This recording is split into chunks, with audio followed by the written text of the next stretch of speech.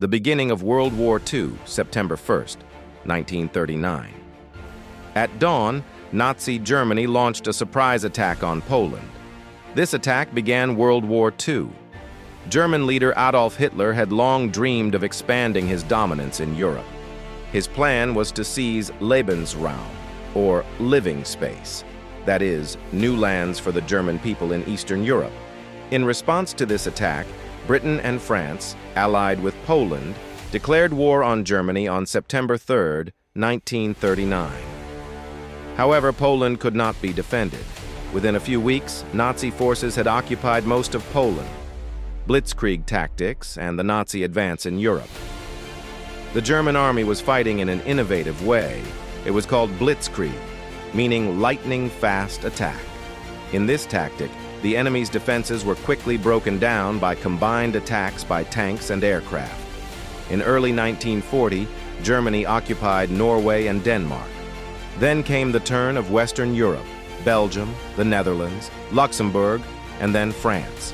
In just 6 weeks, France was defeated. Paris was captured on June 14, 1940. The surrender of France was a major blow to the Allies. Hitler's hegemony in Europe was now established. Britain, the lone bastion of resistance. After the fall of France, Britain was the only power that still stood against the Nazi invasion. The rest of Europe was Hitler's vassal. Some were his allies. Winston Churchill was the British Prime Minister at the time. He encouraged the people. His famous speech was, "We shall fight on the beaches, we shall fight on the landing grounds, we shall fight in the fields and in the streets. We shall never surrender." Churchill knew that Hitler's next target was Britain. Hitler also knew that to conquer Britain, the first thing to do was to conquer the skies, that is, Britain's air defenses. So the war would turn into a direct air war. Operation Sea Lion planned to invade Britain. Hitler's plan was to launch a full-scale military operation called Operation Sea Lion. Its goal was to land troops on the southern coast of England and conquer Britain. But this would not be possible until Britain's skies were captured. Thus began a fierce air battle, which will go down in history as the Battle of Britain. This war was the first war in world history to be fought entirely in the sky. The battle for the sky, the confrontation of the two forces. Germany knew that the prerequisite for invading Britain was to destroy its air defenses. Therefore, on Hitler's orders, the German Air Force, the Luftwaffe, prepared to attack. Their main targets were British Royal Air Force RAF fighter bases, radar stations, aircraft factories, and communication systems in coastal ports. On the other hand, Britain knew that if this war could be stopped in the air, then the Nazis could be stopped. So the RAF prepared itself with radar technology, regional fighter command centers, and intensive training of their pilots. RAF versus Luftwaffe, Comparison of Forces Channel. War, 10 July, 11 August 1940. In this phase, German forces continued to attack the RAF in and around the English Channel. The goals were to break the morale of RAF pilots, to stop shipping, to disable radar stations. The German Air Force thought that this attack would quickly weaken the RAF. But in reality, it did not. The British brought in replacements as soon as each aircraft was lost, and pilots were kept ready day and night. Deadly attacks on RAF bases and radar stations, 12 August to 23 August. From this time on, a deadly attack on British air defenses began. The RAF's bases in southern England were bombed continuously. German pilots noticed that the RAF was repeatedly resisting, as if they were preparing for the arrival of German aircraft through an invisible net. Behind this mystery was a special radar network called Chain Home, which could detect enemy aircraft from 100 miles away. The Luftwaffe decided to destroy the radar stations. Some attacks were successful, but the British quickly repaired them and kept the defenses going. Pictures of the war: fear, courage, and resistance. At this time, there were clashes in the sky every day. An RAF pilot was participating in an average of 2 to 3 missions a day. Each mission was a question of life and death. There was no time to eat, no time to sleep. Many pilots returned from one mission and flew on to the next. On the other hand, German pilots were captured and imprisoned when they landed on British soil, while RAF pilots were able to return to their homeland to fight. These small differences strengthened Britain's defenses. It was at this time that Churchill made his famous statement, which is still immortal in history: "Never in the field of human conflict was so much owed by so many to so few. Never before had so many people owed so much to so few in this battlefield, the greatest pressure on the RAF, 24 August to 6 September 1940. The Luftwaffe had realized that the RAF could not be suppressed by attacking ports and ships alone. So they now concentrated all their forces on attacking RAF bases and radar installations. This was the most critical time of the war for the British. The Germans were attacking with hundreds of aircraft every day. Important RAF bases in southern England, such as Biggin Hill, Hornchurch, Kenley, were constantly being bombed and destroyed. A pilot shortage arose. It became difficult to find new trained pilots. Many pilots were even forced to go into battle with only 15 to 20 hours of training. The RAF began to run out of fuel, ammunition, spare parts for aircraft, everything. A terrible truth then emerged. If this continued for a few more days, the RAF would collapse completely.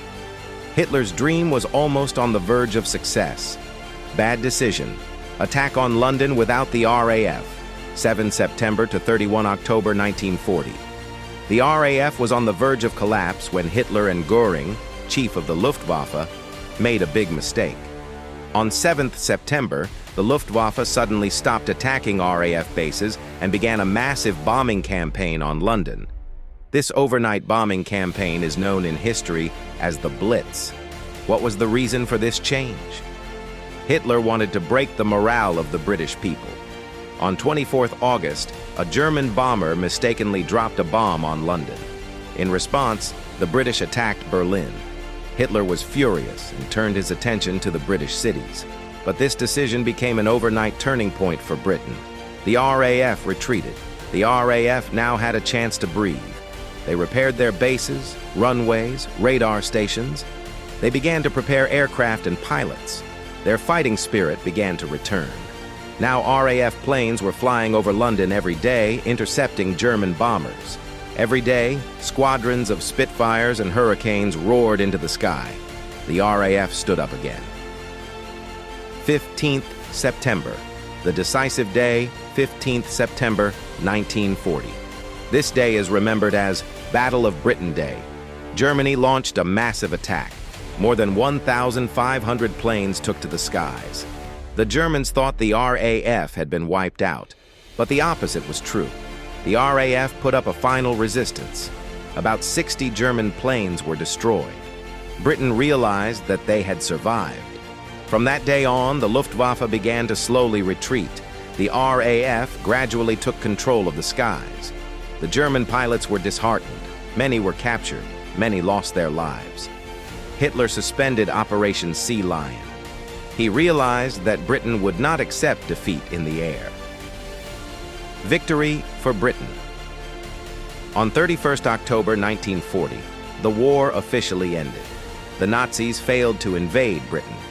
This war was the only war in history where a country was defended solely by air power. The RAF's immense courage, technological ingenuity, and popular resistance combined to turn the tide of history. The RAF's crisis, the Blitz in London, and the turning point of the war. The aftermath of the war. German retreat October 31st, 1940. The Battle of Britain officially ended. After nearly 4 months of air combat, Hitler realized that the RAF would never be completely destroyed and that Britain would never give up the skies. So he suspended Operation Sea Lion, the plan to invade Britain, and later canceled it altogether. The German army then turned its attention to Eastern Europe and began planning an invasion of the Soviet Union. This would prove to be a major disaster for Hitler in the future. The cost of the war: British killed, About 23,000 civilians in the Blitz bombing, RAF, lost. About 1,700 aircraft pilots killed. About 540 Germans lost. About 2,000 plus aircraft pilots killed or captured. About 2,600 plus. Although the RAF suffered fewer losses than the Germans, this was a terrible time for Britain. Nationwide blackouts, spending the night in air raid shelters, and the destruction of cities, all of these scenes had a profound impact on ordinary people. Technological and intelligence successes. One of the main factors behind Britain's victory was 1. Radar technology, chain home. The ability to anticipate enemy movements and prepare for resistance. 2. Broken code. British codebreakers cracked the German Enigma code, allowing them to receive advance information about the attack. 3. Fighter command structure. The RAF was divided into 4 zones, and the war was conducted in a central information-controlled manner. 4. Churchill, the people and the few, Prime Minister Winston Churchill, with his leadership, united the entire nation. He not only led the war, but also became a symbol of morale.